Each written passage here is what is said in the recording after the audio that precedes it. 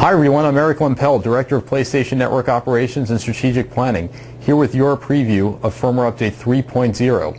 As you may know, this firmware was recently announced in Gamescom. Let's take an in-depth look at the features. So the first thing you'll see when you come online is that the XMB has been slightly redesigned. We've added a lot of things to make it easier for you to understand where you are on the XMB and what some of the different functions do. And we've actually replaced the info board with something completely new called What's New. So let's go over there and take a look. So I'm going to go over to the PlayStation Network icon on the cross media bar, and this is where this will be located, and this will actually come up as the first thing when you start up your PS3.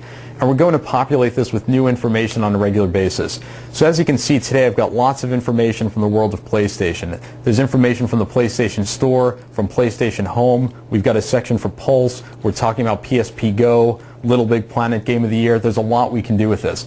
So for example, with Little Big Planet, if I click on this, we're going to go over to the official game site on the web browser for this game.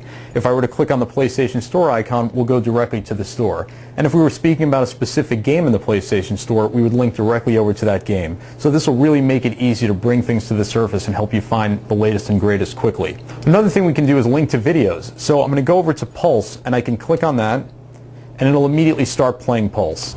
On this edition of Pulse. Another great feature of the What's New section is to easily navigate to the last games you were playing. So once you start playing games on disc or games you purchased through PlayStation Network, they'll be on the What's New section, and you can click over to them and immediately launch into those games. So it's really easy if you were playing a game last night and came back the next day, those games will be right here so you can jump right back into the action. So another thing you can do is go over to the game section, and we've actually added the PlayStation Store icon here as well. So this will take you directly to the game store and the latest and greatest there. So as you can see here, we've got a bunch of different items highlighting what's new in the PlayStation Store and just other games in general. And if you click on any of these games, you'll link directly to their official game sites or their section in the PlayStation Store. And we've done the same thing for the video icon. So this makes it easy to get over to the video section of the PlayStation Store. And again, if you click on this, we'll be highlighting some of our newest releases available for rental and purchase, and you can link directly to those items to check them out. Another thing you'll notice is that there's some more animation behind the scenes on the XMB. As you can see, there are these sparkles kind of bouncing around in the background. And again, if you don't like the new look of the XMB, the old classic look is available, and you can change that in the theme section. The next thing you'll immediately notice is in the upper right-hand corner of the screen. So if you take a look up there, if you see Kratos, that's my current avatar. Next to that, you've got the friend icon and the number of friends online. And then you'll see a piece of mail if you have any messages waiting from any friends on PlayStation Network. So this is a lot of the information you'd want to see on a regular basis, and it's in a much better place. Then of course under that we've got a little ticker with all the latest news from PlayStation Network. So let's go a little further down the XMB to take a look at something new in the themes area. So we've added the ability for developers to create dynamic themes. So a lot of you are using different themes today that are available through the PlayStation Store, and now we're taking these to the next level. Here's an example of what a Little Big Planet theme would look like using this new functionality.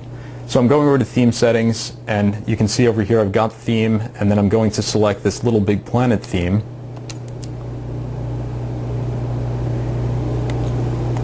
And this is what this would look like. So as you can see, it's completely dynamic. Everything's moving. It's going to change with the time of day or other different things going on, so there's a lot of flexibility here.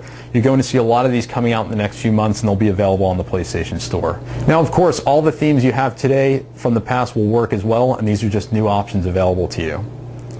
Another great thing you'll be seeing in the next few months are the availability of avatars. So we're going to add a tremendous amount of new avatars to the PlayStation Network over the coming months. That's enabled in firmware update 3.0, and we'll have free and premium avatars available through the PlayStation Store. So it's a new place to get avatars, and you'll be seeing all of your favorite characters and other items from the world of PlayStation.